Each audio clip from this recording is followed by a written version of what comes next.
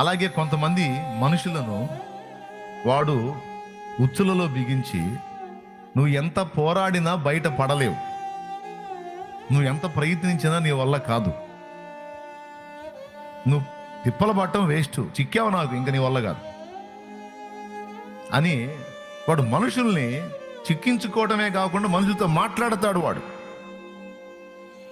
పక్షితో వేటగాడు మాట్లాడితే పక్షికి అర్థం కాదు, కానీ మనిషితో మాట్లాడతాడు. వాడు డైరెక్ట్గా మన మనసులో ప్రేరణ పుట్టించవచ్చు, లేదా కొంతమంది వ్యక్తుల ద్వారా మనతో మాట్లాడవచ్చు. ఇక ఎంత ప్రయత్నించినా అంతే, నీ బతుకు, నీ పరిస్థితి ఏమీ మారదు, నీ జీవితం అంతే, నీ బ్రతుకు ఇంతే అనే వ్యక్తుల ద్వారా మనల్ని కృంగదీయొచ్చు. కానీ మనం నిజంగా విడుదల లేని వారమేనా? మనకు ఆశ లేదా అంటే ఒక చిన్న పాయింట్ని ఆధారం చేసుకొని మనం విడుదల పొందగలము అనే నిరీక్షణ ఉంచవచ్చు.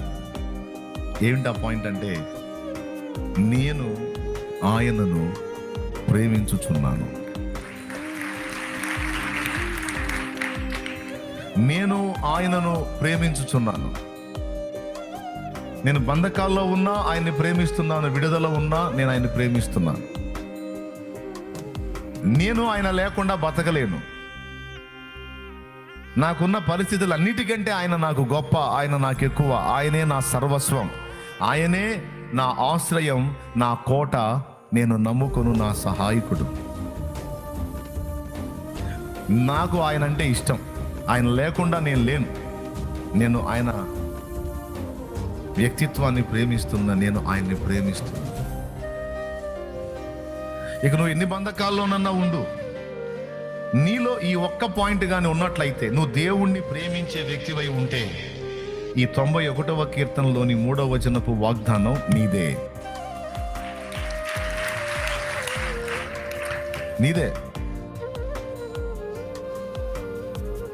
అదొక్కటి నిశ్చయమేనా?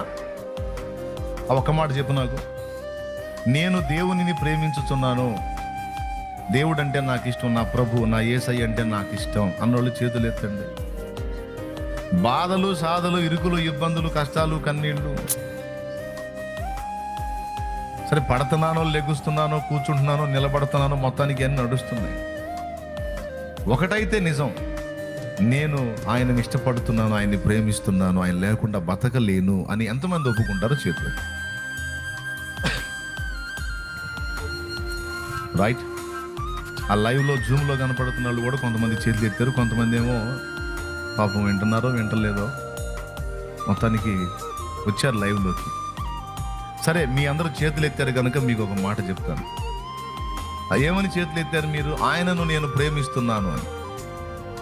ఆయనను ప్రేమించే వారికి అందరికీ ఒక నిరీక్షణ ఇక్కడ ఇచ్చాడు. ఏమిటంటే, అతడు నన్ను ప్రేమించుచున్నాడు గనుక దాన్ని ఆధారం చేసుకుని నేను అతనిని తప్పించదను. ఆమె నన్ను ప్రేమించుచున్నది గనుక దాన్ని ఆధారం చేసుకుని నేను ఆమెను తప్పించదను లేదా విడిపించదను.